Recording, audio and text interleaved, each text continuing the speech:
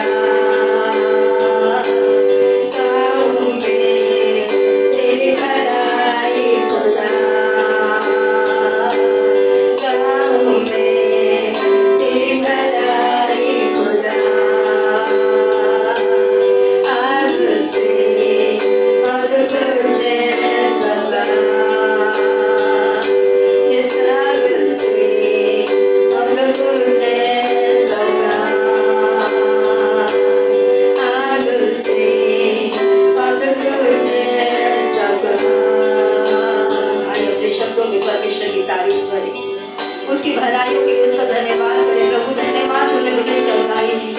धन्यवाद प्रभु, मेरी निराशा में तू मेरी आशा बना। धन्यवाद प्रभु, जब मैं अशांत हुआ तेरी शांति ने मुझे संभाला प्रभु जी। धन्यवाद प्रभु, जब मैं कमजोर हुआ तूने मुझे बल देकर हिम्मत दी प्रभु जी। मेरी निराशाओं में मेरी आशा बनने वाले परमेश्वर को धन्यवाद कीजिए। चंगाई देने वाले, भविष्य में प्रभु आपके हाथों को थाम कर चलने वाले, आपको ना छूने वाले और ना त्यागने वाले परमेश्वर को इस समय धन्यवाद कीजिए। अपने मुखों को खोलिए परमेश्वर के आगे, अपने मुखों को, आपकी आवाजें सुननी चाहिए, कलीसिया को सुननी चाहिए, आपके पड़ोस में बैठे व्यक्ति को सुने इतनी ऊंची आवाज में।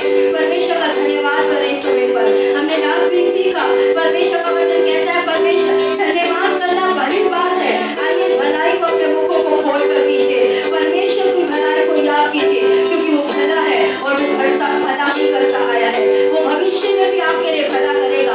आज की परिस्थितियों को बदलकर वो आपके लिए भलाई उत्पन्न करने वाला, आपके मुखों को गवाहियों से भरने वाला परमेश्वर है। उस परमेश्वर का धन्यवाद करें इस समय पर। अगर आप बैठे हैं तो उठकर धन्यवाद करें इस समय, परमेश्वर की उपस्थिति में उसका धन्यवाद करें इस समय पर। Thank you Jesus for your faithfulness Lord, thank you for your grace and mercy that is new every morning Lord. धन्यवाद परमेश्वर, आपकी दया, आपकी करुणा जो हर दिन हम पे नई है पिता परमेश्वर। धन्यवाद आपकी सुरक्षा के लिए पिता, धन्यवाद आपकी पूर्ति के लिए पिता परमेश्वर। धन्यवाद हर उस भलाई के लिए जिसे आज हमारी कमजोर आंखें प्रभु कम देखने वाली आंखें आज देखने में कमजोर है, लेकिन फिर भी परमेश्वर हम आपका धन्यवाद देते हैं परमेश्वर, क्योंकि आप भले परमेश्वर है पिता, आप भले पिता है पिता परमेश्वर। आप सदा से भलाइयों के जो भंडार है पिता, भलाई के स्रोत है पिता परमेश्वर। इसके लिए हम आपका धन्यवाद देते हैं पिता परमेश्वर। धन्यवाद परमेश्वर पिता। आई ताली बजाकर हम परमेश्वर को धन्यवाद दें इस समय पर। धन्यवाद दे उसकी भलाइयों के लिए, धन्यवाद दे उसकी दया के लिए, धन्यवाद दे उसकी करुणा के लिए जो हर दिन हम पर नहीं होती है। धन्यवाद परमेश्वर पिता, धन्यवाद परमेश्वर पिता। Thank you Jesus, thank you holy spirit.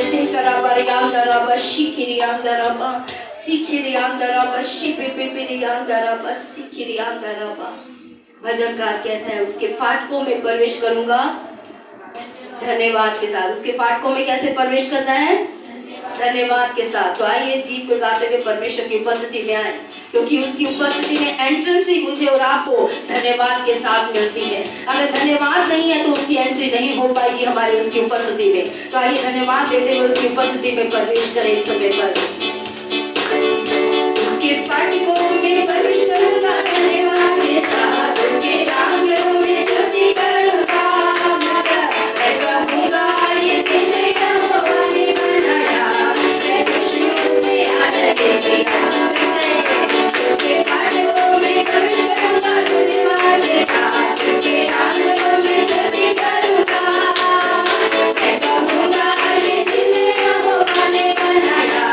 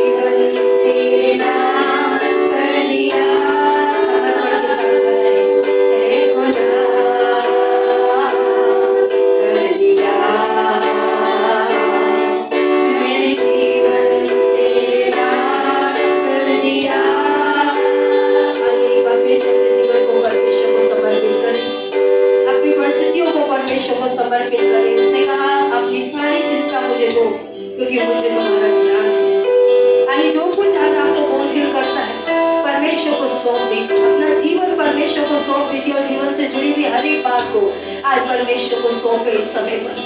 जो भी बातें आज आपको बॉदर करती हैं, जो भी बातें आज आपको परमेश्वर का धन्यवाद करने से रोकती हैं, जो भी बातें आज आपको परमेश्वर की भलाई देखने से रोकती हैं, परमेश्वर को सौंप दीजिए इस समय पर। कि परमेश्वर में अपना जीवन और जीवन की हर एक बात को आज सौंपता हूँ परमेश्वर पिता।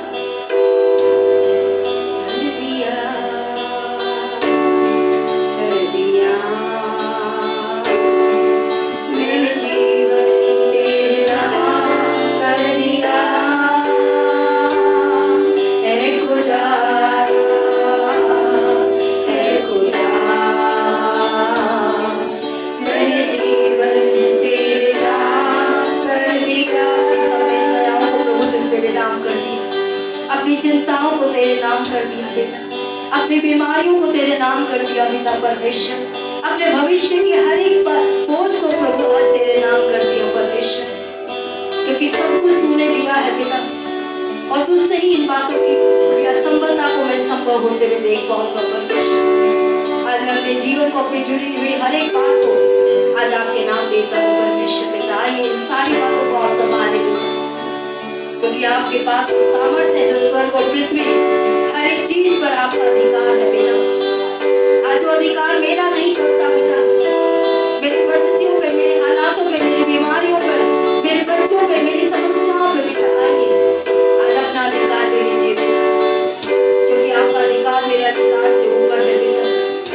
और मैं धन्यवादित हूँ परमेश्वर की आपका नियंत्रण सब पर है पिता, और आप सब बातों में मेरे लिए भलाई को दिखाने वाले परमेश्वर के आज परमेश्वर को धन्यवाद दे सकते हैं। इससे पहले कि हम परमेश्वर के वचन में आगे बढ़े, आइए अपने मन से परमेश्वर को धन्यवाद की भेंट चढ़ाएं। हमने सीखा परमेश्वर को कोई और बलिदान प्रसन्न नहीं करता, केवल धन्यवाद। स्तुति रूपी बलिदान जो होठों का फल है, बाइबल कहती है सर्वदा उसे चढ़ाया करें। आइए अपने मुखों को खोलकर परमेश्वर को धन्यवाद करें। खड़े होकर करना चाहते हैं, बैठ के करना चाहते हैं, हाथों को उठाकर करना चाहते हैं, जैसे भी करना चाहते हैं, आज परमेश्वर को धन्यवाद दें। धन्यवाद प्रभु तूने अब तक संभाला, धन्यवाद प्रभु तूने सब चीजों को जो मेरे जीवन की जरूरत थी आज तक पूरा किया और तू भविष्य में भी पूरा करेगा। धन्यवाद दे परमेश्वर को। Thank you Jesus.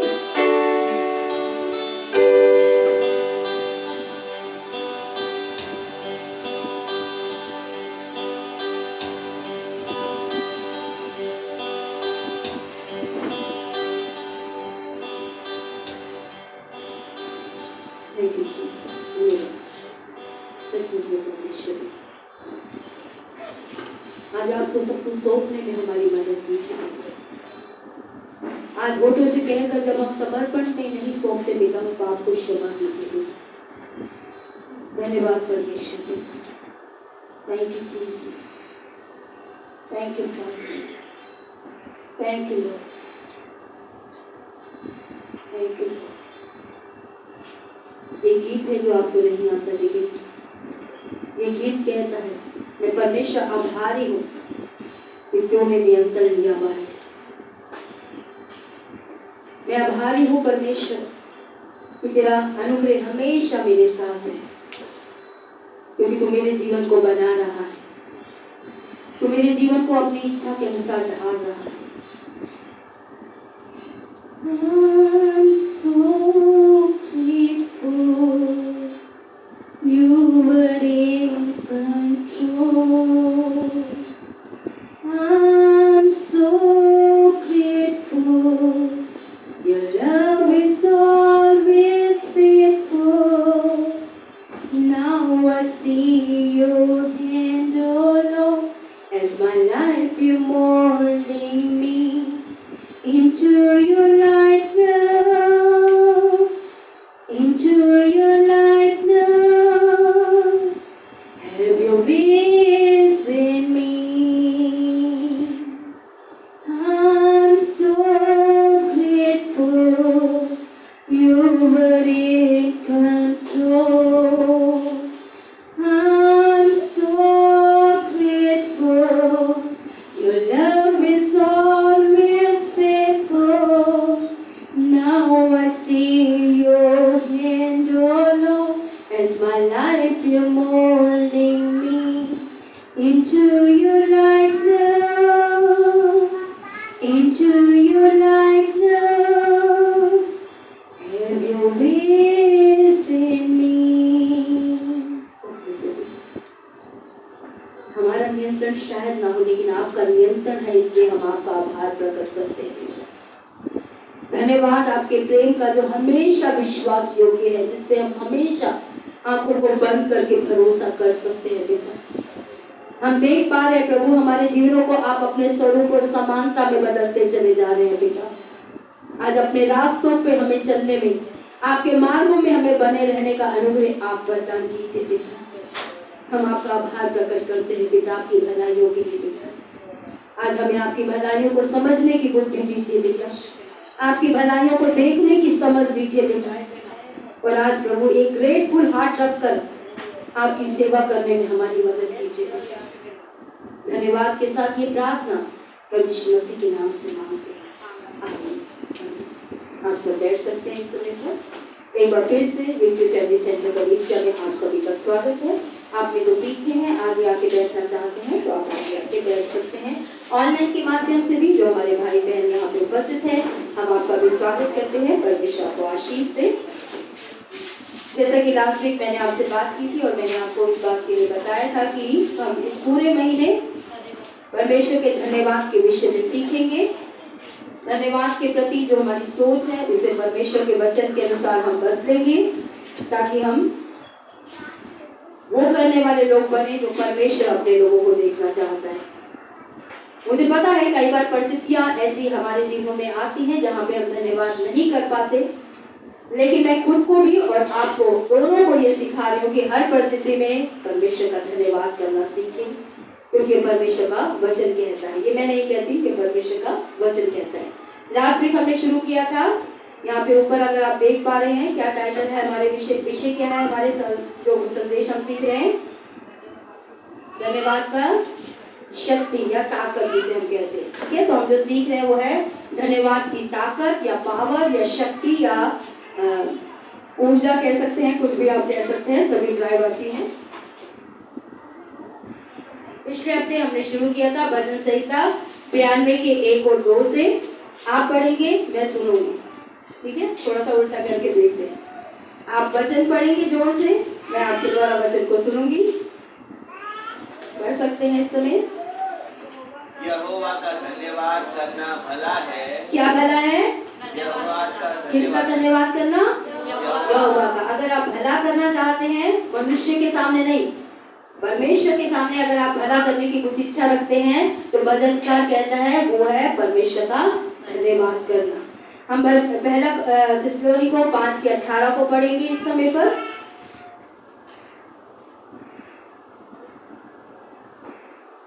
हर बात में धन्यवाद करो, क्योंकि तुम्हारे लिए मसीह यीशु में परमेश्वर की यही इच्छा है। तो बीमारी आए तो क्या करें? दुख आए तो क्या करें? पति लड़े तो क्या करें? बच्चे लड़े तो क्या करें?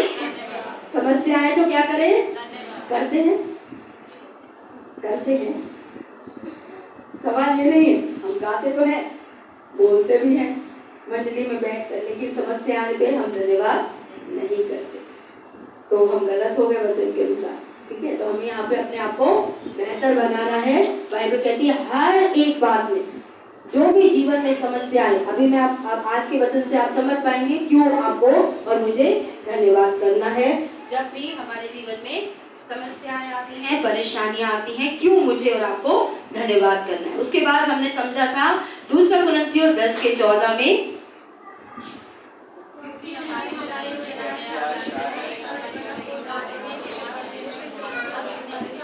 पिछली बार हमने देखे थे हमारे लड़ाई के हथियार शारीरिक नहीं है, क्योंकि हम एक युद्ध में है। जैसे हम प्रभु यीशु मसीह को ग्रहण करते हैं, एक आत्मिक युद्ध शुरू होता है जो कि अंधकार की शक्तियों का होता है, और वो हम पे हमला बोलती हैं। जब हथियार दिखने वाले नहीं हैं, मतलब समस्या जो है वो बीमारी की हो, परेशानियों की हो, उस बीच में जो परमेश्वर चाहता है आपके अपने लोगों से कि वो धन्यवाद का हथियार उठाना सीखे।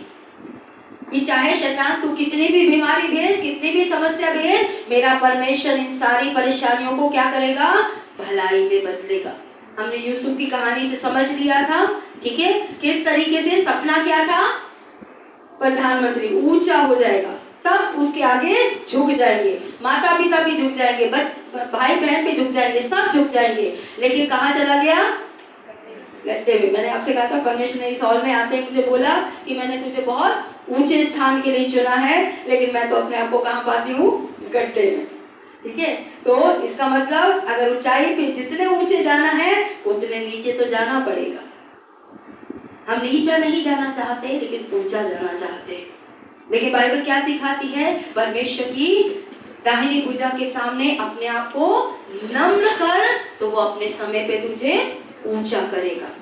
समस्याएं हमें नीचे लाती हैं, बीमारियां हमें नीचे लाती हैं, कलेश हमें नीचे लाते हैं, पैसे की दिक्कत हमें नीचे, बहुत सी परिस्थितियां हमारे जीवन में आती हैं जहां हम अपने आप को बहुत ही तुच्छ या बहुत ही कमजोर या सोचते हैं कि आप परमेश्वर हमारे साथ है तो क्या हमारे जीवन में ये बातें होनी चाहिए। कई सवाल आप और मैं अपने जीवन में अनुभव करते हैं, लेकिन हमने यूसुफ के जीवन से समझा था ये युद्ध क्या है?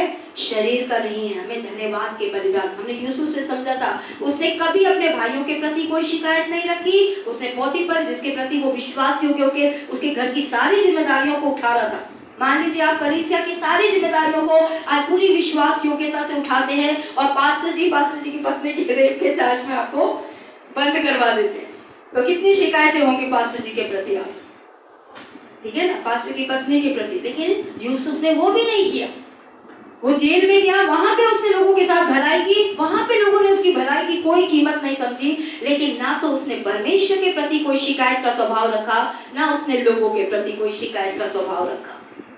और क्योंकि उसने शिकायत का स्वभाव नहीं रखा, इसलिए परमेश्वर उसके साथ था। बाइबल में 5 बार या 6 बार लिखा है, अगर 2-4 अध्याय में आप पढ़ेंगे जहाँ से यूसुफ की कहानी, बार बार परमेश्वर का वचन कहता है परमेश्वर उसके साथ था, परमेश्वर उसके साथ था।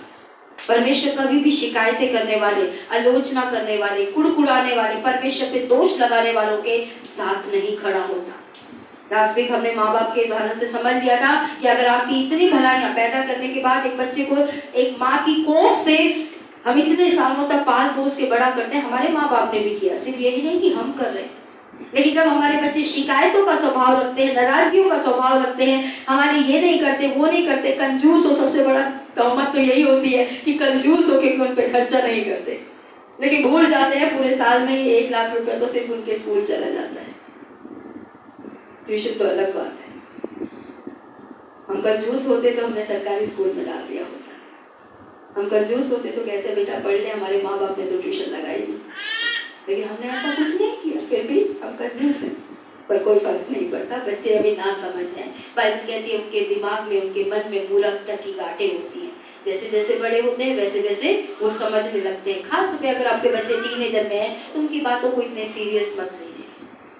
ये एक उम्र है जिसमें उनमें ये बदलाव आते हैं, वो ऐसी हरकतें करेंगे। टाइम को पास होने दीजिए, अपने आप को शांत रखिए, चाहे आप पिता है चाहे आप माँ है। और जब आपके बच्चे टीनेजर में आएंगे ये बातें होंगी, हर परिवार में होती है, हमने भी की है, वो भी करेंगे। ये मेरा विषय नहीं है, आगे की ओर बढ़ते हैं हम। उसके बाद हमने भजन संहिता 119 में पढ़ा था कि परमेश्वर भला है और भला करता भी है, ठीक है। तो परमेश्वर के स्वभाव में हमने देखा था बुराई है ही नहीं, जैसे माता पिता के स्वभाव में कभी भी अपने बच्चों के लिए बुराई होती ही नहीं है। लेकिन फिर भी क्या माँ बाप अपने बच्चों को डांटते हैं? कितने माँ बाप डांटते हैं? मैं तो बहुत, मैं तो चर्च में भी इसलिए शायद फेमस हूँ डांटने के लिए, ठीक है। तो क्या आप अपने बच्चों से प्यार नहीं करते? कितने बच्चे अभी माँ बाप छोड़ दीजिए, बच्चे कितने यहाँ पे जो कहते हैं हमारे माँ, हमारे पापा या मम्मी बहुत डांटते हैं? मैं तो बच्चे सब ना, आप तो नहीं डांटते हैं? ज्यादा नहीं डांटते? अच्छा, डांटते नहीं ज्यादा।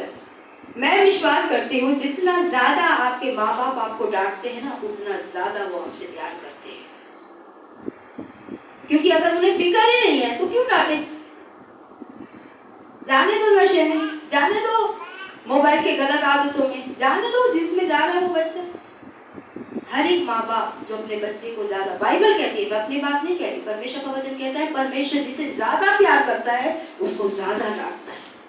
अब मैं अपने ऊपर देती हूँ, मैं आपको ज्यादा डांटती हूँ, फेमस हूँ, ठीक है, तो मैं आपको कम प्यार करती हूँ, ज्यादा प्यार करती हूँ। याद रखिएगा जब अगली बार डांट ठीक है, क्योंकि मैं आपसे प्यार करती हूँ, मैं आपको गलत मार्गों पे नहीं देख सकती। परमेश्वर ने मुझे आपको एक परिवार के रूप में दिया है। एक हमारा शारीरिक परिवार है, एक हमारा आत्मिक परिवार है। लेकिन हाँ, इस बात का आप भी ध्यान रखें और मैं भी ध्यान रखें कि प्रभु का वचन कहता है प्रभु की शिक्षा और चेतावनियों में पालन पोषण करने के लिए, बच्चों का भी और कलीसिया का भी, अपनी मर्जी को थोपने के लिए नहीं। बस ये ध्यान रखिए, जब मैं भी डांटूं तब भी क्या मैं वचन के अनुसार अनुशासित कर रही हूँ, तो ये मैं अपने लिए नहीं कर रही, मैं प्रभु की आज्ञा मानने के लिए कर रही हूँ। इस बात का ध्यान रखें। तो आगे की ओर हम बढ़ते हैं और इस बात को समझेंगे। अगर हमने ये सीखा है कि हमें हर बात में परमेश्वर का धन्यवाद करना है और फिर हम नहीं करते, तो हमें इसके कोई भी फायदे नहीं मिलेंगे। फिर से मैं आपसे कहना चाहूंगी, अगर आपको पता है कि चाहे दुख आए, चाहे समस्या आए, चाहे एक्सीडेंट हो, चाहे कुछ भी हो जाए, जब भी समस्या आए आपको कहना है थैंक यू जीसस, धन्यवाद। अगर हिंदी में बोलते हैं शुक्रिया परमेश्वर, आभारी हूँ परमेश्वर। लेकिन अगर मैं और आप ये नहीं कह पाते हैं तो हमें इस धन्यवाद से मिलने वाले फायदे नहीं होंगे, क्योंकि धन्यवाद सामने वाले को आपको और देने के लिए विवश करता है। और कुड़कुड़ाना, बड़बड़ाना, शिकायतें लगाना और तोहमत लगाना परमेश्वर पे कि परमेश्वर ये तूने क्या कर दिया, आपको फायदा परमेश्वर की आशीषों की तरफ नहीं लेके जाएगा। तो हमें ये बात समझनी है कि हमें एक स्वभाव बना के रखना है हर समय, चाहे किसी भी परिस्थिति से मैं और आप क्यों ना निकले, परमेश्वर भला है। वो इस बुराई को अगर उसने आने दिया है तो उसकी भली योजना इस बुराई से भी मुझे बाहर लेके जाएगी। लास्ट वीक मैं एक ग्रुप को लीड कर रही थी और उसमें जो ग्रुप का जो मतलब उस घर का जो मेन पर्सन था, उसने बोला कि मुझे डर लगता है कि कहीं मेरे परिवार का ये व्यक्ति आकर आपको ऊटपटांग ना कहना लगे या आपका अपमान ना करने लगे। मैंने उसको बोला कि मुझे कोई फर्क नहीं पड़ता, मैं तैयार हूँ इस बात के लिए।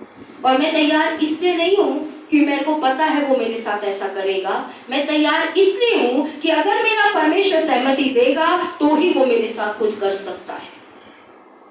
मैं यहाँ से कहीं भी जाऊं, मुझे एक बात पता है कि मेरा परमेश्वर की सहमति के बिना कुछ भी मुझे छू नहीं सकता। चाहे वो बीमारी हो, चाहे वो तकलीफ हो, चाहे वो चोरी हो, चाहे चैन स्नैचिंग हो, चाहे मोबाइल स्नैचिंग हो, कुछ भी हो सकता है। अगर मेरा परमेश्वर सहमति देगा तो ही कोई चीज मेरे तक आ सकती है। ये भरोसा मेरे परमेश्वर पे है, क्योंकि अय्यूब की पुस्तक बताती है कुछ भी अय्यूब का छूने से पहले शैतान को परमेश्वर से सहमति लेनी पड़ी थी। और अगर परमेश्वर ने सहमति दी है तो इसका मतलब कुछ है जो परमेश्वर मेरे जीवन में कर रहा है और मुझे समझना है कि वो क्या है जो परमेश्वर इस परिस्थिति को लाकर मेरे जीवन में करना चाहता है। हमारा नजरिया संसार की तरीके से है। अगर बीमारी आती है, समस्या आती है तो हम संसार के तरीके से सोचते हैं, लेकिन परमेश्वर ने हमें संसार से अलग निकाल के अपनी प्रजा, अपने लोग, अपनी संतान कहा है। और परमेश्वर के लोगों का रवैया संसार के लोगों के रवैये की तरह नहीं होता कभी भी। तो हमें ध्यान रखना है कि चाहे जीवन में, परिवार में, रिश्तों में, नौकरी में कुछ भी अच्छा चाहे ना हो तो भी परमेश्वर अच्छा है। और ये सारी बातों में वो मेरे लिए, जब मैं अपना स्वभाव उसके प्रति सही बना के रखूंगा, उसकी आज्ञाकारिता में चलूंगा, तो मेरा परमेश्वर मेरे लिए भलाई लेकर आएगा। लेकिन जैसे मैंने लास्ट टाइम भी आपसे कहा था कि कई बार जब हम परमेश्वर की इच्छा में चल रहे होते हैं तब भी कई बार हमारे जीवन के बीच में समस्याएं आती हैं। आज हम उसी बात को समझेंगे कि अगर मैं परमेश्वर की इच्छा में चल रहा हूँ, परमेश्वर के वचन के अनुसार चल रहा हूँ, तो भी मेरे जीवन में समस्याएं क्यों आती हैं। तो इस बात को समझने के लिए मेरा एक फेवरेट स्क्रिप्चर है। जब भी प्रभु भोज दिया जाता है तो 31 तक पढ़वाया जाता है, लेकिन मैं 32 तक पढ़ती हूँ। मैं फिर से कहूंगी, जब भी प्रभु भोज के बारे में बात की जाती है, ज्यादातर चर्चेस में, इवन विक्ट्री फैमिली सेंटर में भी, जब तक मैंने टेक ओवर नहीं किया था, यानी प्रभु ने मुझे सेवा ली, तब तक 31 तक वचन पढ़ा जाता था। लेकिन मैंने जब से प्रभु भोज लेना शुरू किया, मैं 32 वचन तक पढ़ती हूँ। और 32 वचन इस प्रकार से कहता है, प्रभु हमें ताड़ना देकर हमारी, यहाँ पे लिखा है, शायद मैं आगे पीछे कर दूं क्वेश्चन, प्रभु हमें दंड देकर हमारी ताड़ना करता है, प्रभु हमें दंड देकर हमारी ताड़ना करता है, इसलिए कि हम संसार के साथ दोषी ना, ताकि मैं संसार के साथ दोषी ना ठहरूं। यहाँ नहीं लिखा कि परमेश्वर हमारी ताड़ना नहीं करता, परमेश्वर हमें दंड नहीं देता, लेकिन वो नहीं चाहता अगर वो कुछ हमें सोटी लगा रहा है या हमारे साथ कुछ गलत होने दे रहा है तो उसका उद्देश्य क्या है कि हम संसार के लोगों की तरीके से अपने जीवन को ना बिताएं, हम अंधकार के राज्य में फिर से वापस ना चले जाएं, हम परमेश्वर के नाम के अनुसार अपने जीवन को जिए। इसलिए वो कई बार कई परिस्थितियों को, कई हालातों को, कई बीमारियों को, कई समस्याओं को मेरे और आपके जीवन में आने देने की सहमति देता है। तो यहाँ पे हम आगे बढ़ेंगे, लेकिन हमेशा इस बात को याद रखिए, याकूब 1:17 कहता है, हर एक उत्तम वस्तु, हर एक भली वस्तु ज्योतियों के परमेश्वर से मिलती है, जिसमें कोई भी फेर बदल नहीं होता। आइए स्क्रिप्चर को जैसा लिखा है वैसा पढ़े।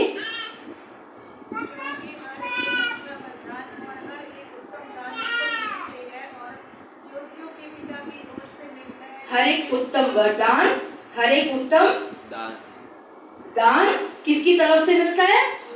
ज्योतियों के परमेश्वर से मिलता है। परमेश्वर से कुछ भी खराब नहीं मिलता। कभी आपने अपने बच्चों को खराब खाना खिलाया कि खराब हो गया बेटा तू ही खा ले, बल्कि थोड़ा सा अगर बासा हो गया तो रहने बेटा हम तेरे ताजा बनाते हैं, हम खा लेंगे, कोई बात। तो परमेश्वर का वचन पे हमेशा ध्यान रखिए कि परमेश्वर खुद के बारे में बाइबल में क्या बोलता है कि हर एक अच्छी वस्तु अगर आपके और मेरे जीवन में आएगी तो सिर्फ और सिर्फ परमेश्वर के द्वारा आएगी। संसार आपको गलत दे सकता है। मुझे याद है एक बर्थडे पर, मेरा बर्थडे पे किसी ने मुझे बोला अर्चना ये तेरे लिए गिफ्ट है, और जब मैंने खोल के देखा तो वो टेढ़े मेढ़े कड़े थे पहने हुए, तो मुझे बहुत बुरा लगा। ये आप वैसे दे देते अगर आपको दे देते, लेकिन कम से कम जन्मदिन पे तो ना देते। कम से कम हम भी जब किसी को देते हैं तो कम से कम ऐसा दे जो वो व्यक्ति नया तो हो, कम से कम बासा पुराना या वैसा। हम अपने घर में काम करने वालों को भी ऐसा नहीं देते। मैं पर्सनली मैं तो नहीं देती, क्योंकि मैं उसको एक नौकर के रूप में नहीं देखती, एक काम करने वाले। हम भी कहीं काम कर रहे हैं और आप भी कहीं काम कर रहे हैं, काम फर्क हमारे हो सकते हैं, लेकिन हर एक व्यक्ति सम्मान के काबिल है। तो यहाँ पे हम आगे बढ़ते हैं कि आज मेरे और आपके जीवन में आने वाली कोई भी समस्या जो है वो परमानेंट नहीं है। मैं आज आपसे पूछती हूँ, बचपन से लेकर अभी तक आपके जीवन में जितनी भी समस्या आई, क्या वो रुक गई? किसको 1 साल में खांसी हुई और अभी तक चल रही है आपकी खांसी? किसको 5 साल में चोट लगी और अभी तक आपका जख्म नहीं भरा? किसके झगड़े हुए अभी तक आप झगड़े में ही चल रहे हो? हर एक चीज जो मेरे और आपके जीवन में आती है, जो हमें बुरी लगती है, वो टेम्परेरी है, कुछ समय की है, वो ठहरने वाली नहीं है कि आप परमेश्वर का धन्यवाद ना करें। वो जैसे आई है वैसे चली जाएगी। इसलिए कभी भी टेम्परेरी चीजों के लिए माता पिता से झगड़ा ना करें। बच्चे बहुत करते हैं, छोटी छोटी चीजों के लिए, कपड़ों के लिए लड़ लेंगे, जूतों के लिए लड़ लेंगे, खाने के लिए लड़ लेंगे, छोटी छोटी बातों के लिए अपने माँ बाप से लड़ लेंगे। पति भी कई बार लड़ लेते हैं छोटी छोटी चीजों के लिए। हाँ, कई बार मैं ये नहीं कह रही कि हर बार वो व्यक्ति गलत होता है, ना हर बार पति गलत होता है, ना हर बार बच्चे गलत होते हैं, ना हर बार माँ बाप गलत, माता पत्नी गलत होती है। लेकिन छोटी छोटी चीजों के लिए हम जो नाराजगियां ले आते हैं या ऊटपटांग बोलना शुरू कर देते हैं, वो स्वभाव परमेश्वर के प्रति भी हमारा है कि हम छोटी छोटी समस्याओं के लिए जीवन में परमेश्वर के प्रति भी वही रवैया रखना शुरू कर देते हैं। लेकिन हमें याद रखना है इस बात को कि परमेश्वर का वचन कहता है, बार बार हमें इस बात को याद दिलाता है कि यहोवा का धन्यवाद करना भला है। हमेशा हर परिस्थिति में परमेश्वर को धन्यवाद करने वाले लोग परमेश्वर पसंद करता है। परमेश्वर का वचन कभी ये नहीं कहता कि आपके और मेरे जीवन में समस्या नहीं आएगी। और अगर आप और मैं किसी को यीशु में ये कह के लाए हैं, और अगर आज भी आप इसलिए बैठे हैं कि किसी ने आपको कहा कि यीशु को अपना लो, तुम्हारे जीवन में कोई समस्या नहीं आएगी, तो मैं कहूंगी आप यीशु को अपनाएं या ना अपनाएं, आपका फैसला है। लेकिन ये नहीं कहती कि समस्या नहीं आएगी। फिर से कहूंगी, किसी ने चाहे आपको कुछ भी कहा, यीशु को अपनाने के लिए, यीशु को पास आने के लिए लेकिन मैं आपसे स्पष्ट कहती हूँ, मेरे यीशु ने कहा संसार में तुम्हें कलेश मिलेगा। उसने बोला कि शांति मिलेगी जब तक इस संसार में रहोगे। कभी बीमारी का कलेश, कभी बच्चों का कलेश, कभी पत्नी का कलेश, कभी पति का कलेश, कभी नौकरी का कलेश, कभी समाज का कलेश, अलग अलग कलेश आएंगे हमारे जीवन के अंदर। लेकिन उसने क्या बोला? ढाढ़स बांधो, मैंने संसार को जीत लिया है। यशाया 43 का हम 1 और 2 वचन को ध्यान से समझेंगे। वहां पे बड़ा फेमस है, हम बहुत से गीतों में गाते हैं, बहुत बार इस वचन को लेकर हम अपने मन को आश्वासन देते हैं। थोड़ा सा गहराई से आज इस वचन को हम समझेंगे और आगे एक उदाहरण से हम समझेंगे कि परमेश्वर क्या करता है हमारे जीवन में समस्याओं को लाकर, और क्यों हमें उन समस्याओं में परमेश्वर को धन्यवाद देना है। आइए जोर से पढ़िए मेरी मदद के लिए। 43 लिखे, कोई बात नहीं, आप में से जिसके पास बाइबल है वो मेरी मदद के लिए पढ़ दीजिए। यशाया 43 उसका 1 और 2 वचन।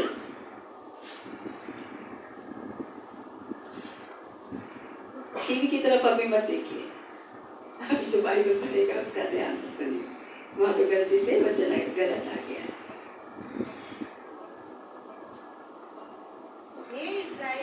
हे इज़राइली, तेरा रचने वाला और हे याकूब, तेरा सृजनहार यहोवा तेरा सृजनहार, तेरा कर्ता, तेरा परमेश्वर ये कहता है, ध्यान से सुने, मत डर, क्योंकि मैंने तुझे छुड़ा लिया है, मैंने तुझे बचा लिया है, मैंने तुझे अंधकार के राज्य से निकाल लिया है, मैंने तुझे तेरा नाम लेकर बुलाया है। परमेश्वर कह रहा है तू मेरा ही है। परमेश्वर कहता है जब तू पानी में होकर चलेगा मैं तेरे संग रहूंगा, जब तू नदियों में भी होके चले तब मैं तुझे ना डूबने दूंगा, जब तू आग में भी चलेगा उस आग से भी मैं तुझे आँच यानी जलने नहीं दूंगा। परमेश्वर कहता है ना उसकी लपटें तुझे जलाने पाएंगी। यहाँ परमेश्वर का वचन स्पष्ट कह रहा है, क्योंकि मैंने तुझे चुना है, मैंने तुझे अंधकार से ज्योति के राज्य में बुलाया है, तू मेरे पास में आया है, अब तू मेरा हो गया है। जब तू आग में जाएगा तो आग की जलाने वाली शक्ति भी तुझे जलाने वाली नहीं हो पाएगी। वो बीमारी तो आएगी लेकिन उस बीमारी से तू मृत्यु तक नहीं जाएगा।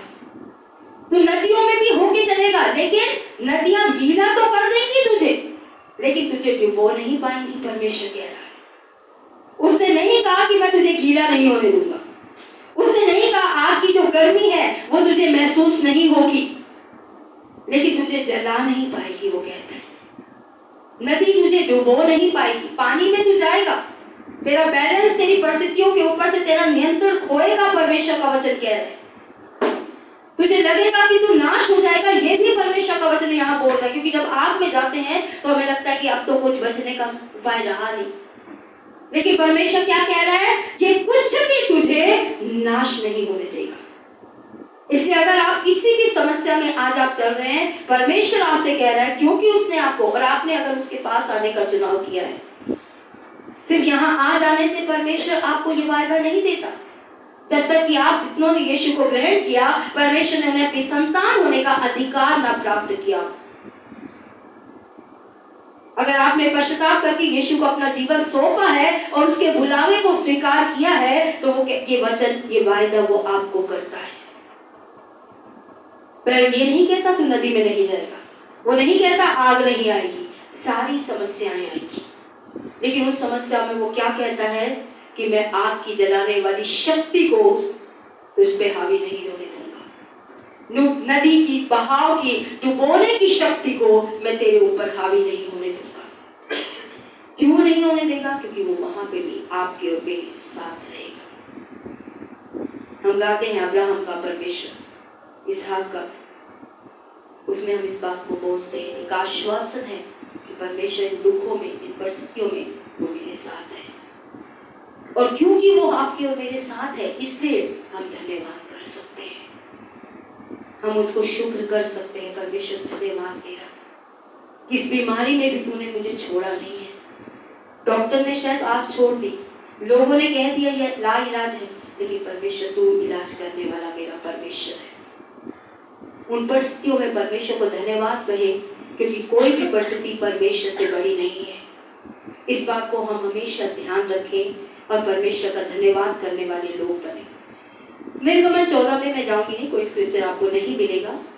निर्गमन 14 वो अध्याय है जब परमेश्वर ने मूसा की अगुवाई में 6 लाख, कहते हैं 6 लाख से ज्यादा लोगों को मिस्र की गुलामी में से बाहर निकाला था, लाल सागर को पार करके। और उन्हें एक वायदा दिया था। क्या वायदा किया था परमेश्वर ने अपने लोगों से? वायदे का देश। कैसा देश? दूध की धारा। और किसी और चीज की धारा थी? मधु। दो चीजें बोली थी परमेश्वर ने, दूध भी बोला था और मधु भी बोला था, ठीक है। तो दोनों जहां मिलेंगे, ऐसे देश का वायदा परमेश्वर ने किया। इससे पहले कि परमेश्वर उन्हें मिस्र से बाहर निकालता है, लाल सागर से बाहर, परमेश्वर ने कितना सामर्थ्य है, 10 बार चमत्कार किए परमेश्वर ने। इस्राएलियों ने खुली आंखों से उन सारे चमत्कारों को देखा था। अब परमेश्वर उन्हें लाल सागर से पार लेकर आ गया था, वो वायदे के देश की तरफ चल रहे थे। लेकिन 400 साल वो कहाँ रहे थे? ऐसे कहते हैं कि 400 साल वो मिस्र में रहे। मैंने गिना नहीं, मैं पूरी जानकारी नहीं भी हो सकती है मेरी जानकारी।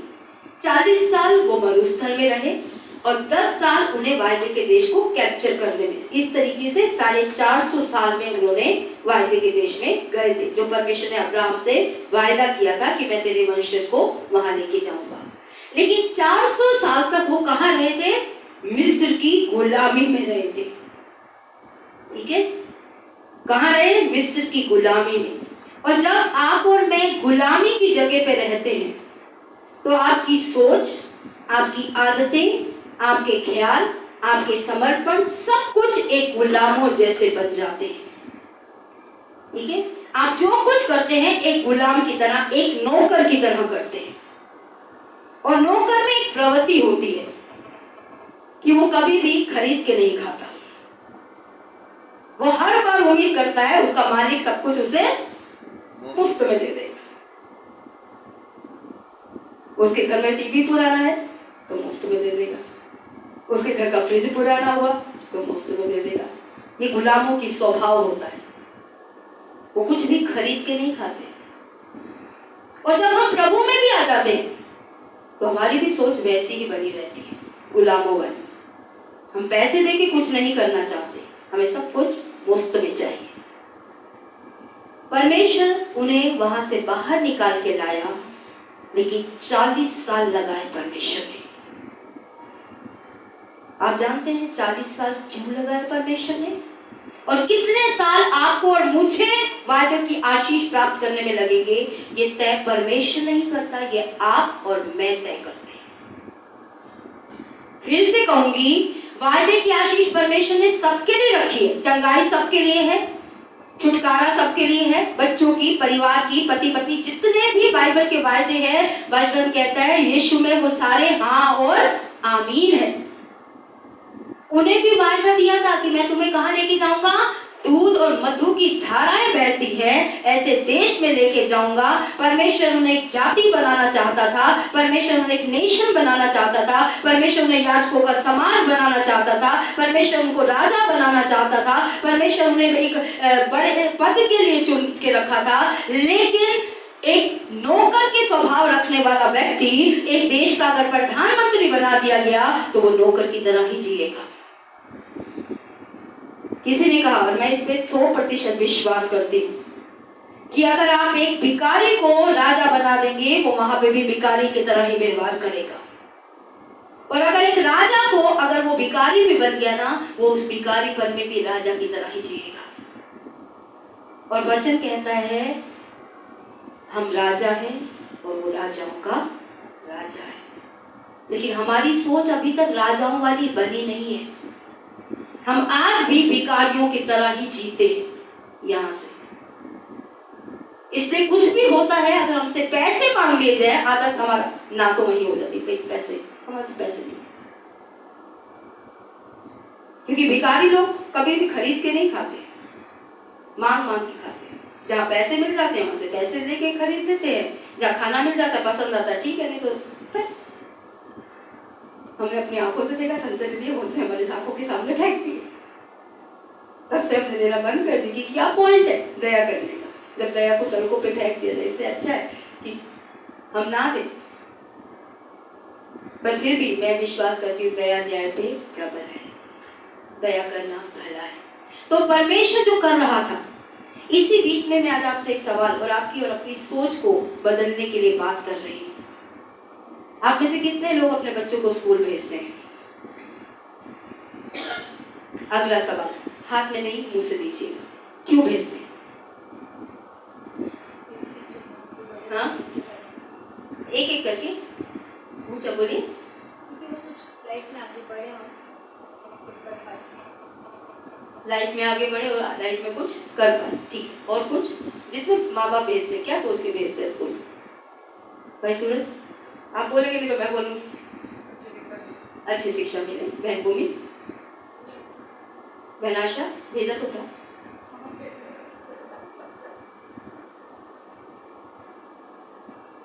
भाई गिरीश, अच्छी शिक्षा। बहन किरण, जब आपने भेजा क्या सोच के भेजा?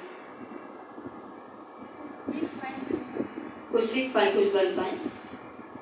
बहन गीता,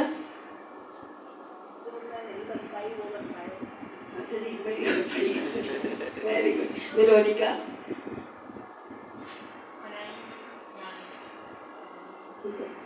हम सब जो अभी तक जो हमारी सोच है ना, मैंने भी इस वचन को सीख कर अपनी सोच को बदला, ठीक है। मैं भी पहले आप ही की कैटेगरी में थी, आप ही के साथ थी, हम उनकी सोच बदले। सच्चाई में आपको बोलूं, अगर आप मेरे साथ सहमत करें, आप और मैं एक सर्टिफिकेट के लिए अपने बच्चों को स्कूल नहीं भेजते और ना ही भेजना चाहिए कि promoted to 6th class, promoted to 9th class, एक पेपर मिलता है, इस पेपर के लिए स्कूल में को भेजना भेजना है, मैं ये नहीं कहती उस पेपर का कोई, लेकिन वो मुख्य कारण नहीं होना चाहिए। एक डिग्री लेने के लिए कि कल उन्हें एक अच्छी नौकरी मिल जाए, इसलिए अपने बच्चों को स्कूल मत भेजिए। हाँ, मिलेगी नौकरी, इसमें कोई, लेकिन बहुत से हैं जो डिग्रियां लिए बैठे हैं लेकिन आज भी उनके पास नौकरियां नहीं है। हमारे यहाँ ये प्लास्टर का काम करने 2 लोग आए, 3 लोग आए थे, लेकिन 2 रेगुलर आए थे। उनमें से जो लेबर था, एक होता है मिस्त्री जो प्लास्टर करता है, एक होता है जो सामान बनाता है, उसे लेबर बोला जाता है, मजदूर बोला जाता है। वो लेबर, वो मालिक कई बार निकल जाता था, वो लेबर रुक जाता था, उसको मैंने सुसमाचार भी दिया। मैंने उससे पूछा कि तुम कितने पढ़े लिखे हो? उसने कहा मैं 12वीं पास। मैंने बोला 12वीं पास हो के ये मजदूर का काम कर रहे हो? कंप्यूटर कोर्स करो, कुछ बेटा पढ़ लो। तो उसने बोला सारा तो 10 बजे के बाद होता है, मुझे तो 9 बजे से काम करना होता है। वो 12वीं पास किया हुआ, अगर आप 12वीं पास है, ठीक है, मैं आपको डिस्करेज नहीं कर रही, 12वीं पास किया हुआ लड़का जिसे 2-3 महीने हुए, वो बंगाल से यहाँ पे आया है, क्या काम कर रहा है? फावड़ा चला रहा है। क्या कर रहा है? पानी भर के ला रहा है। एक लेबर का काम कर रहा है, 12 साल का पढ़ा हुआ एक लड़का। 12वीं पास आज बहुत बड़ी वो नहीं क्वालिफिकेशन, अगर आपसे 12वीं तक ही पढ़ने की इच्छा रखते हैं तो, या पढ़े हैं तो। सच ये है कि आप और मैं बच्चों को जो स्कूल भेजते हैं वो अपने भविष्य का सामना करने के लिए भेजते हैं, क्योंकि स्कूल जाकर बच्चे को हर तरीके का माहौल मिलता है, एक स्ट्रेस को फेस करने का समय आता है कि जीवन में जब दबाव आएगा पढ़ाई का, वो कैसे करेगा, क्योंकि अभी तो पढ़ाई का है, फिर परिस्थितियों का दबाव आएगा उसके जीवन के ऊपर, बीमारियों का दबाव आएगा, कलेश का, पति पत्नी समस्या का दबाव आएगा। वो दबाव को कैसे लेगा अपने जीवन के अंदर, वो प्रेशर डिसाइड करेगा जो उसकी पढ़ाई का उसके सर के ऊपर पड़ता है। वो टीचर के साथ कैसे अधीनता रख के काम करना सीखेगा, जब वो नौकरियों के स्थान पे आएगा, जब वो पति के साथ एक पत्नी जुड़ेगी, क्या वो अधीनता में चलेगी या नहीं चलेगी, स्कूल इस तरीके तरीके से उसको तैयार करता है। भविष्य, फ्यूचर, वर्ल्ड को फेस करना हम बच्चे को स्कूल भेजकर सिखाते हैं। सिर्फ एक सर्टिफिकेट के लिए नहीं भेजते अपने बच्चों को स्कूल, क्योंकि स्कूल में हर एक बच्चा जब से जाता है 3 या 3+ से जाता है, अभी शायद 4+ कर दिया गया है, उसको हर तरीके का माहौल मिलता है। अच्छे टीचर भी मिलते हैं, खराब टीचर, और वो कैसे व्यवहार करेगा। पास होना कोई बड़ी बात नहीं है, लोग नकल मार के भी पास हो जाते हैं, लेकिन जो नकल मार के पास होते हैं ना, वो जीवन में विफल हो जाते हैं। अगर आप नकल मार के पास होने वाले हैं तो जीवन में आप विफल होने वाले हैं। क्यों? क्योंकि आपने उस स्ट्रेस को, उस दिमाग को जो उस पढ़ाई में लगाना था, आपने नहीं किया। और ये जो परमेश्वर इनको 40 साल लेके चला, वो एक ट्रेनिंग थी उनके दिमागों में जो ये गुलामी भरी पड़ी थी, उससे परमेश्वर को उन्हें बाहर निकालना था। अभी तक क्या था उनके जीवन में? जब वो 40 साल गुलामी में थे, उनको खाना चाहिए, किसकी तरफ देखेंगे? मालिक की तरफ, या गवर्नमेंट की तरफ, या फिर उनकी तरफ जो उनके ऊपर रखा है। सुरक्षा के लिए किसकी तरफ देखेंगे? मालिक, या जो व्यक्ति सिक्योरिटी में रखा गया। जीवन की समस्याओं के लिए किसको जाके पुकारेंगे? फिरौन को जाके पुकारेंगे। उनमें से किसी ने भी अपने जीवन की समस्याओं में मनुष्य की तरफ देखने से अपनी आंखें नहीं उठाई, इसलिए जब भी समस्या आई, मूसा की तरफ देखते थे।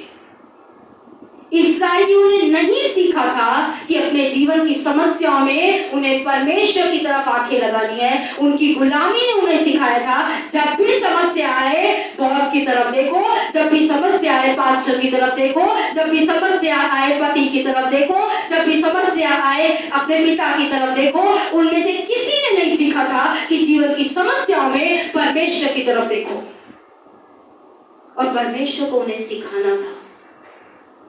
और अगर आप और मैं भी आज जीवन की समस्याओं में सिर्फ लोगों की तरफ देख रहे हैं, तो आप और मैं वो गुलामी में ही पड़े हुए लोग हैं। आपको बहुत समय लगेगा परमेश्वर की आशीषों को पाने में, क्योंकि गुलामी ने उन्हें मनुष्य की तरफ देखना सिखाया था। और ये आजादी परमेश्वर उन्हें नहीं दे सकता था, वो वायदा नहीं दे सकता था जिस पे उन्हें खड़ा होना था। आपको पता है, बड़ी बड़ी पोजीशन में रिटन एग्जाम भी होता है, और इसे एक वाई बोलते हैं। जो ज्यादा पढ़े लिखे लोग हैं ये थोड़ी बहुत समझ रखते हैं। बड़ी बड़ी पोजीशन क्यों लोग विफल हो जाते हैं, कितनी बार वो टेस्ट देते हैं, लेकिन विफलता उनके हाथ लगती है, क्योंकि वहां सीखा जाता है क्या ये व्यक्ति इतने बड़े पद को संभालने की काबिलियत भी रखता है। एक होता है फटाफट आपको जवाब देना होता है, उसका मतलब क्या है, जब देश के ऊपर बड़ी परिस्थिति आएगी, बीमारियां आएगी, कोरोना जैसी परिस्थिति आएगी, ये व्यक्ति जो इस पोजीशन पे रखा गया है, उस दबाव के समय, उस समस्या के सामने क्या सही फैसला लेने के काबिल है कि हम इसको इस पोजीशन पे बिठा दें? और अगर वो सही पोजीशन पे रख के सही फैसले लेने के काबिल नहीं है, तो यही जनता पुकार के गएगी, क्या सोचकर इसे पास्टर बना दिया, जिसको फैसले लेने भी नहीं आते अपने चर्च के। क्या सोचकर इसे प्रधानमंत्री, अभी मोदी मन की बात बहुत चली, कहने लगे शादीशुदा चुनना भैया, मन की बात पत्नी से करे, हमारे साथ तो भैया हमारी भलाई की बात करे। क्यों इतनी बात उठी है? आप और मैं अगर अभी तक परमेश्वर को देखना नहीं सीखे हैं कलीसिया, तो आप और मैं वायदे की आशीषों में नहीं जाएंगे। जहां समस्या आती है हम लोगों की तरफ भागते हैं, जहां समस्या आती है हम डॉक्टरों की तरफ भागते हैं, जहां समस्या आती है हम इसकी तरफ भागते हैं, उसकी तरफ भागते हैं। इसने नहीं किया इसलिए मैं गरीब हूं, इसने ऐसा कर दिया इसलिए मैं कर्जे में हूं। कब तक आप लोगों की तरफ ही उठा के नजर देखेंगे? क्यों नहीं देखते उस परमेश्वर की तरफ जो स्वर्ग और पृथ्वी का करता है, जो कहता है अपनी आंखें पहाड़ों की तरफ मत उठा, मेरी तरफ उठा। एक भी नहीं था, 6 लाख लोग, मैं हैरान हूं, उन 6 लाख में एक भी नहीं था जो मूसा की तरफ ना देखता हो। रोटी नहीं मिला, मूसा कहां ले आया? पानी नहीं मिला, मूसा को तो मारने के लिए ले आया। लाल सागर पे क्या कब्रें वहां कब थी, यहां ले आया। हर बार लोग दोष लगाने के लिए, दोष लगाने वाले कभी राज्य को प्राप्त नहीं करते। आदम की वाटिका में जब परमेश्वर ने पूछा, आदम ने कहा औरत ने दोष की वजह से मैं तो दोषी नहीं हूँ, औरत दोषी है। औरत ने बोला मैं दोषी नहीं हूँ, सांप दोषी। सांप ने कुछ नहीं बोला, इसलिए वो राज कर रहा है। दोष लगाने वाले कभी राज नहीं करते। और परमेश्वर को 40 साल लगे उसकी इनकी इस मेंटेलिटी से उन्हें बाहर निकालने के लिए कि जो देना था, अगर ये गुलामों वाले जाएंगे तो वहां पे भी गुलाम किसी और को ही राज करने के लिए बिठा देंगे। ये वहां पे अधिकारी बनने के काबिल नहीं है, ये मकान मालिक बनने के काबिल नहीं है, क्योंकि इनकी मेंटेलिटी अभी भी किराएदारों वाली ही है। इसलिए परमेश्वर को 40 साल लगे। आज जिन परिस्थितियों में आप और मैं जो घूम रहे हैं ना, बार बार वही परिस्थिति, बार बार बीमारी, बार बार पति पत्नी समस्या, बार बार पैसे की समस्या, बार बार ये समस्या, तो आप ढूंढिए, जानने की कोशिश कीजिए कहाँ मैंने अपने दिमाग को परमेश्वर के वचन के अनुसार नहीं बदला, कहाँ मेरे समर्पण अभी तक बाइबल के अनुसार नहीं है। यहाँ से बदलने की जरूरत है। इसलिए वो कहता है तुम्हारे मन के बदल जाने से तुम्हारा चाल चलन बदले। अगर हम उस मेंटेलिटी से बाहर नहीं आएंगे तो परिस्थितियां घूमती रहेंगी, आप और मैं जंगल में ही घूमते रहेंगे। आस रखेंगे यीशु चंगा करता है, यीशु प्रदान करता है, सिर्फ गाते ही रह जाएंगे। मुझे आपका नहीं पता, लेकिन मैं चाहती हूँ मैं और आप सभी वायदे के देश के वारिस बने।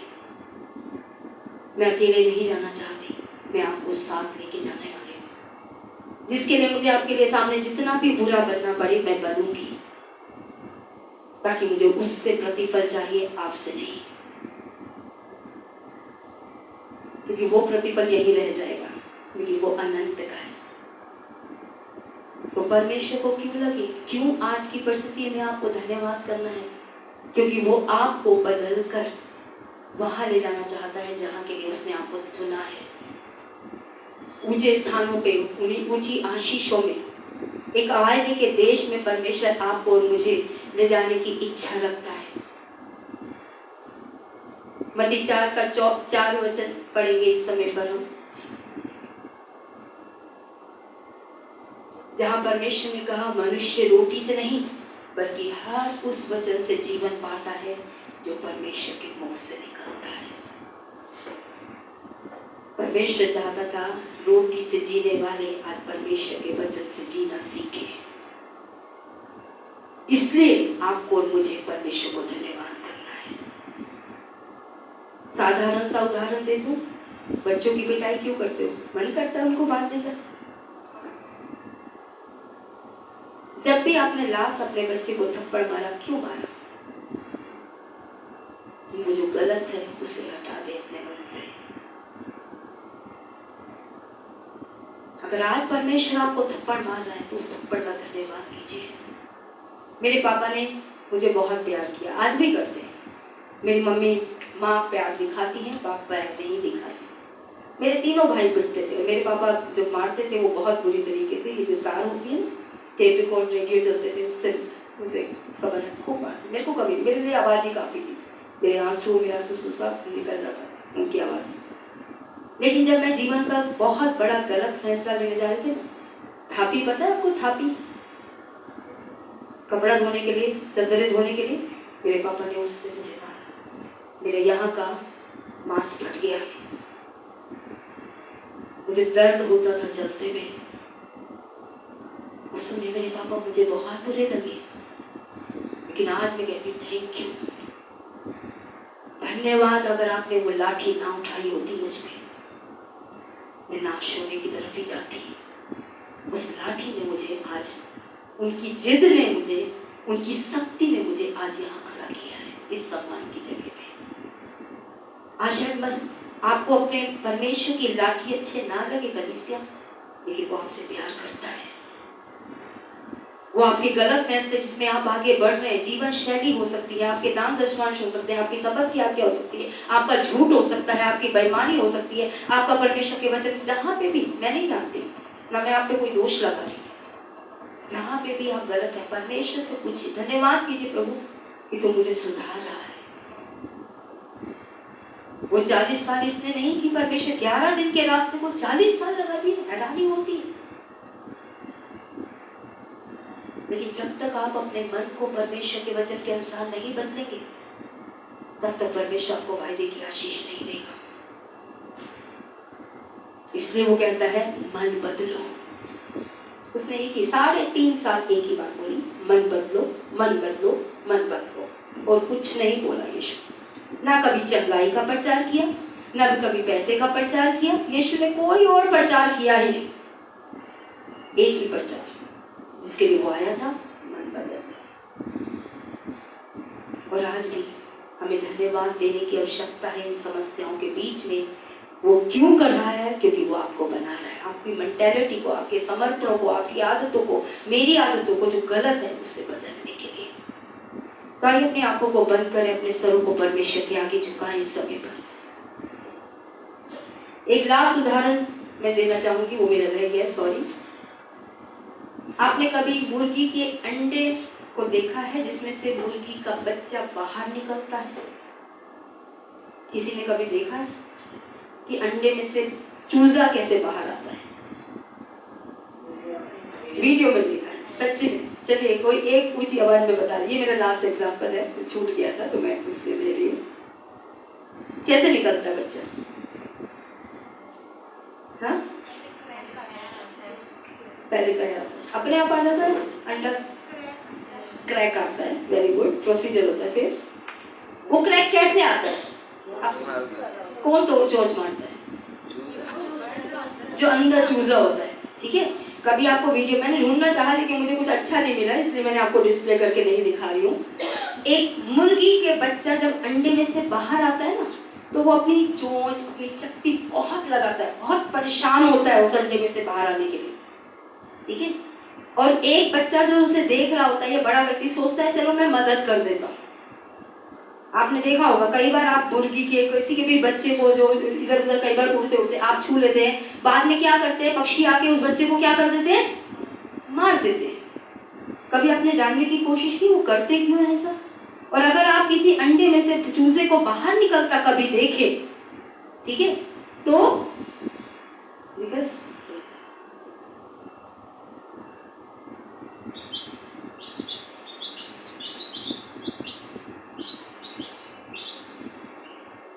Let's go get our nails done. अरे It's भाई। okay. छोड़ दो, उसको रहने दो, डिस्टर्ब करो, बंद कर दो, ठीक है। आप घर जाके देखिएगा, ठीक है। बहुत स्ट्रगल करता है वो बच्चा अंडे में से बाहर आने के लिए।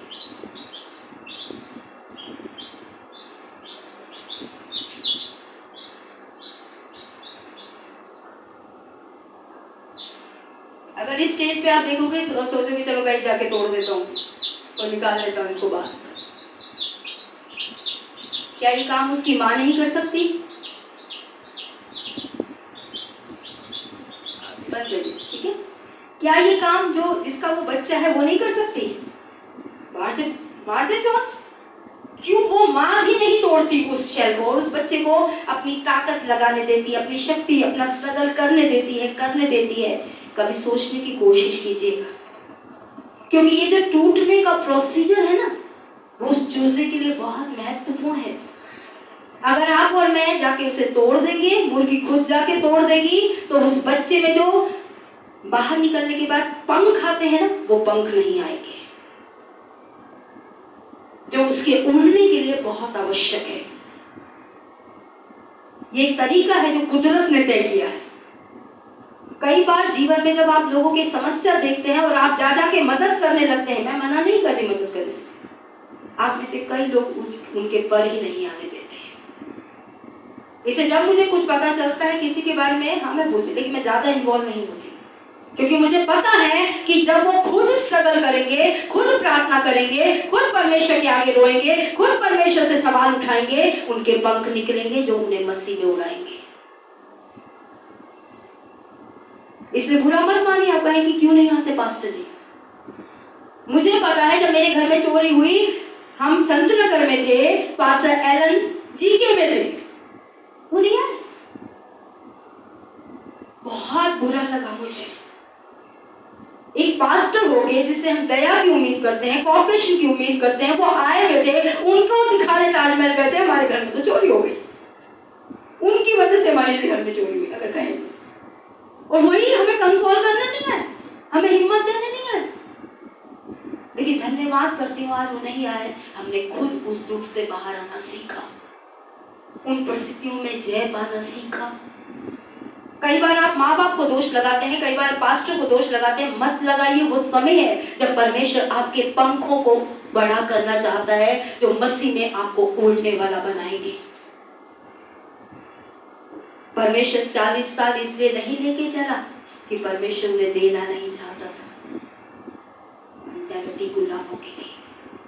अगर आज भी आपकी मेंटालिटी मुफ्त वाली है तो आपको बहुत साल लगेंगे वायदे की आशीष प्राप्त करने में, कि सब कुछ मुफ्त में मिल जाए। मेंटालिटी को परमेश्वर के वचन के अनुसार लेकर आइए, अपनी विचारधारा को, जो कहता है लेने से देना धन नहीं है। वो लेने वालों को आशीषित नहीं करता, देने वालों को, क्योंकि वो खुद देने वाला है। और अगर हम हमेशा लेने वाले हैं तो हम कभी भी परमेश्वर की संतान तो नहीं हो सकते, जो देना जानते ही नहीं। क्योंकि देने वाला मैंने जीवन में देखा है कभी गरीब नहीं होता, ना देने वाला गरीब हो जाता है। तो आइए समय अपनी आंखों को बंद करेंगे, सरों को झुकाएंगे और समझेंगे क्यों परमेश्वर हमें मसीह में लाकर भी आज वायदों की आशीषों की तरफ नहीं लेके जा रहा।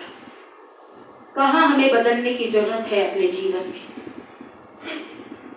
जो मुफ्त वाली, हमेशा लोगों की तरफ देखने वाली जो हमारी आदतें हैं, जो गुलामों वाली आदतें हैं, जो संसार वाली आदतें हैं जो हमने पाई है संसार से, क्या आज हम उन्हीं में चल रहे हैं या परमेश्वर के वचन के अनुसार हमने अपने मन को बदला है? जो कहता है अपनी आंखें मेरी तरफ लगा। वो कभी नहीं कहता दुख बीमारी में तू जा, लोगों की तरफ जा, पास्टर की तरफ जा, बॉस की तरफ जा। वो कहता है मुझसे प्रार्थना करेगी तो मैं तेरी सुनूंगा। यीशु ने कहा जब तू प्रार्थना करे तो अन्य जातियों की तरह मत करना, जो लोगों के सामने प्रार्थनाओं में अपनी आवश्यकताएं गा देते हैं ताकि लोग आकर हमारी मदद कर दें। परमेश्वर के आगे रो, परमेश्वर जो गुप्त में देखता है वो तेरी प्रार्थना सुनेगा और वो तुझे आशीष देगा। आज हमने गुलामी वाला स्वभाव पाया है, मुफ्त वाली मेंटेलिटी हमारे अंदर भरी पड़ी है। हम जहां भी चाहते हैं सब कुछ मुफ्त में चाहते हैं, पे करके कुछ नहीं करना चाहते। लास्ट वीक में गई, मुझे बहुत अच्छा लगा, मैंने कहा मुझे भी ये करने की जरूरत है। मैं बस में चढ़ी, सबने मुफ्त की टिकट ली, मैंने भी मुफ्त की टिकट लेके बैठ गई और एक और लेडी चढ़ी। मेरा ध्यान उसकी तरफ इसलिए गया क्योंकि उसकी स्किन कुछ ज्यादा ही वाइट थी और मैंने देखा उसने पर्स में से पैसे निकाले, उसने कंडक्टर को पैसे दिए और बोला कि मुझे यहाँ जाना है, मुझे टिकट दीजिए। और कंडक्टर ने पैसे लेकर उसे टिकट दी और मैंने बोला कि हाँ, हमें भी ऐसा होना चाहिए। जब हम ट्रैवल कर रहे हैं तो हमें पे करना चाहिए। हमारी मुफ्त की मेंटेलिटी से हम कब बाहर आएंगे ये हमें तय करना है, क्योंकि उन्हें मुफ्त की मेंटेलिटी थी इस्राएलियों में और परमेश्वर मुफ्त में चाहने वालों को वायदा नहीं देता, क्योंकि वो वहां भी गुलामों वाला ही जीवन जिएंगे। आप और मैं कितना समय लेते हैं। आज परमेश्वर जो कुछ मेरे और आपके जीवन में कर रहा है वो इसलिए नहीं कर रहा कि वो हमें डुबो देना चाहता है, वो हमें जला देना चाहता है, वो हमें नाश करने देना चाहता है, बल्कि इसलिए चाहता है कि हम अपने आप को बदलें, उसके वचन के अनुसार जीवन को बदलें। परमेश्वर से पूछे, परमेश्वर तू ये परिस्थिति ला रहा है, क्या है मुझ में जो तेरे वचन के अनुसार नहीं है?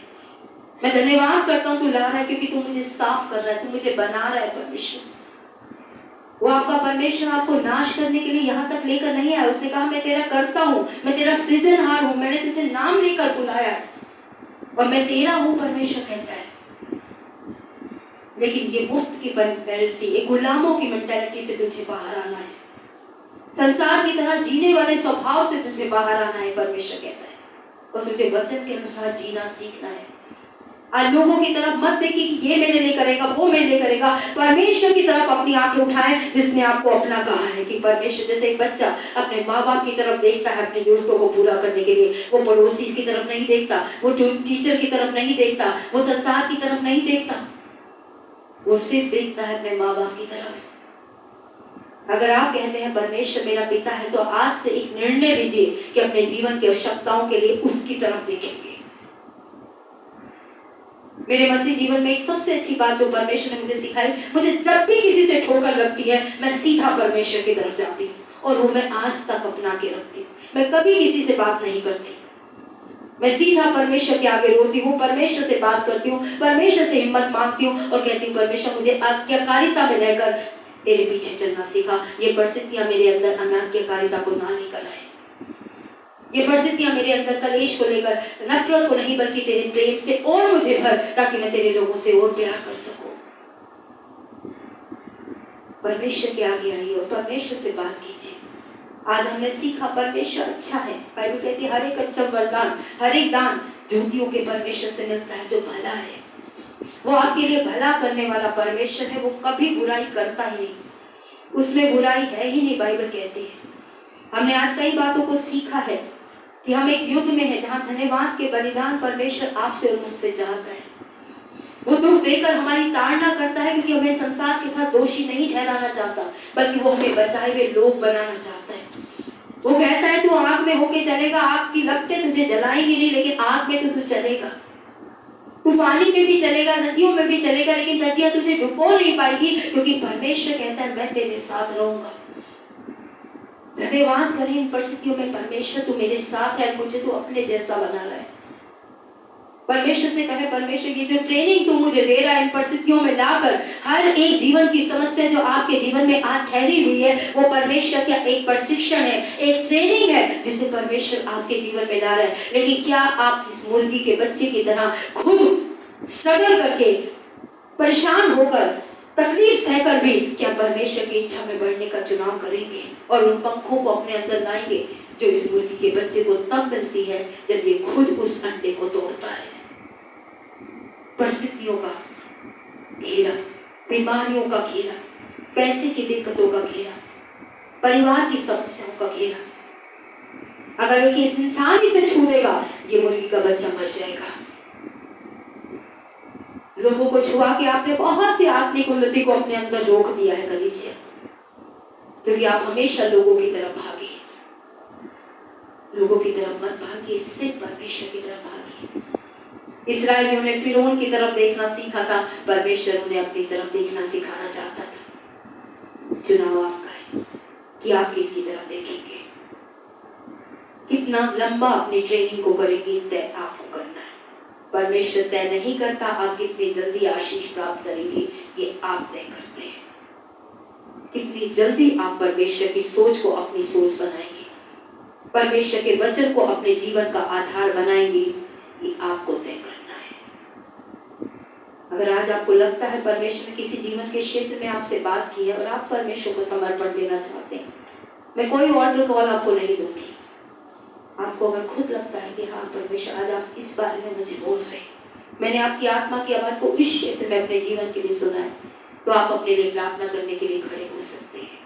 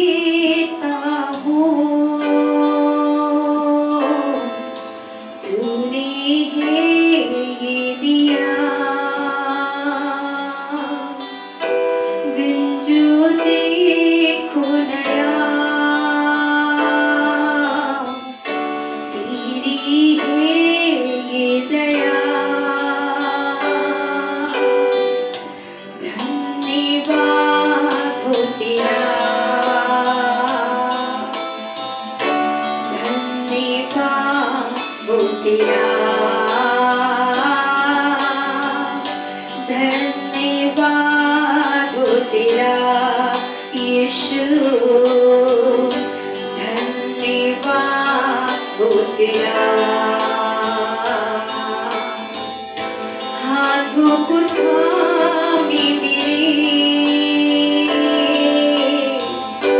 तू ही चलाता मुझे, बाहों में घेरे हुए, तू ही बचाता मुझे, हाथों को थामे मेरे, तू ही चलाता मुझे, बाहों में घेरे हुए, तू ही बचाता मुझे। धन्यवाद हो तेरा, धन्यवाद हो तेरा, धन्यवाद हो तेरा यीशु, धन्यवाद हो तेरा।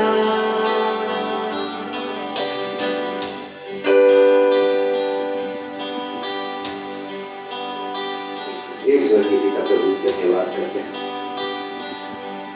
आज यीशु मसीह के नाम से अपने से जितने प्रभु आपकी उपस्थिति में खड़े हैं परमेश्वर, अपने हाथों को अपनी आंखों को आपकी ओर उठा रहे हैं परमेश्वर, आज प्रभु हम प्रार्थना करते हैं यीशु मसीह के नाम से, आज हमारी सोचों में वो बदलाव आने वाला बन सके परमेश्वर, हमारे विचारों में वो बदलाव आने वाला बन सके प्रभु।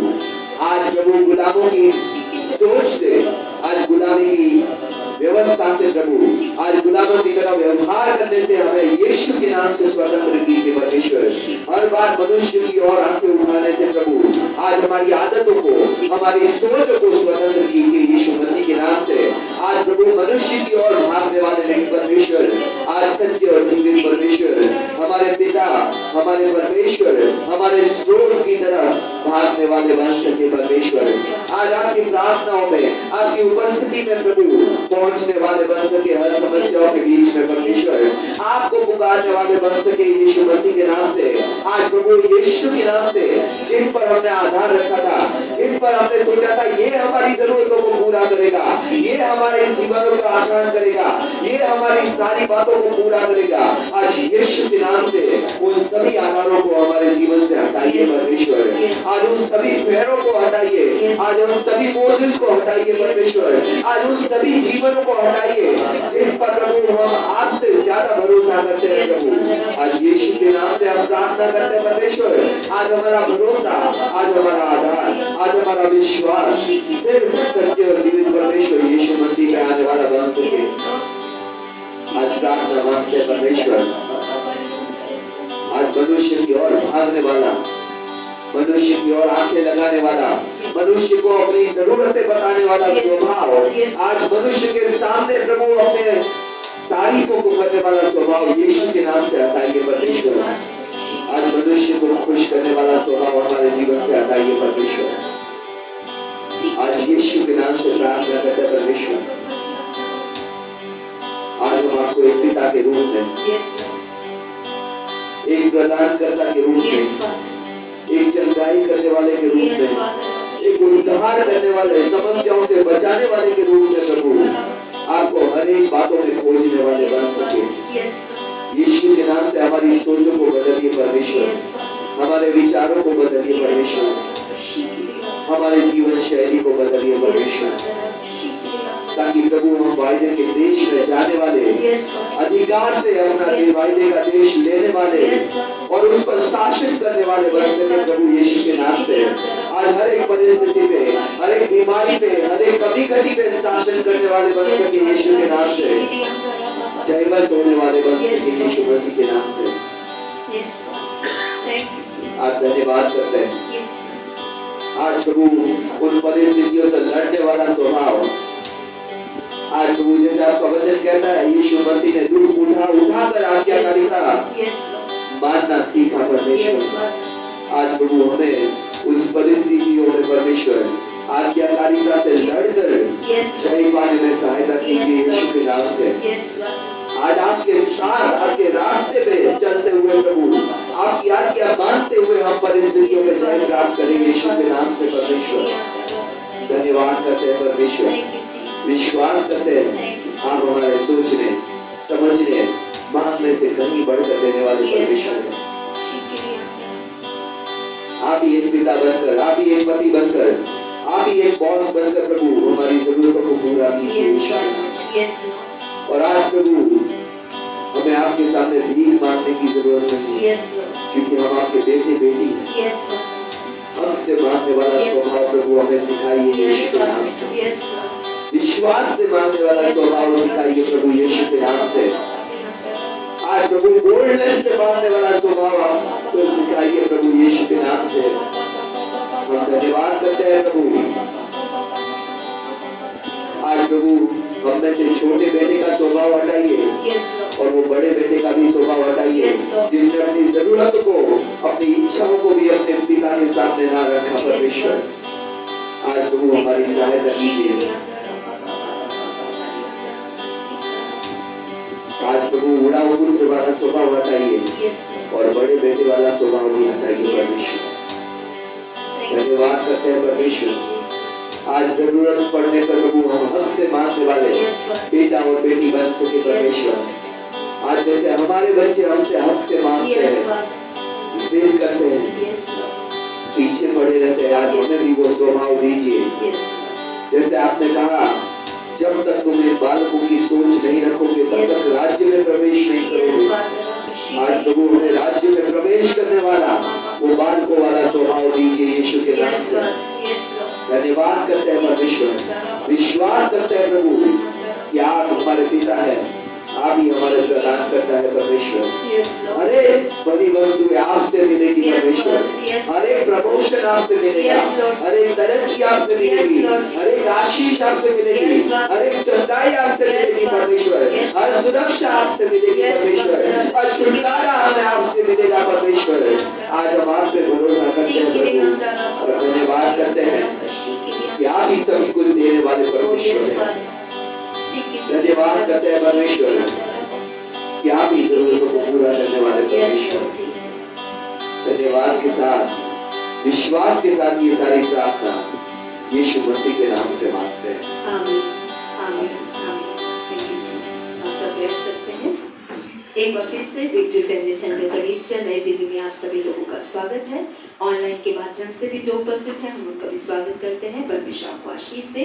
अगले संडे 11 बजे हमारी सभा रहेगी, तो आप सभी से निवेदन है अगले संडे 11 बजे आप हमारे साथ जुड़े। जय मसीह की। God bless you. रिक्वेस्ट करूंगी बेटी सपना से कि वो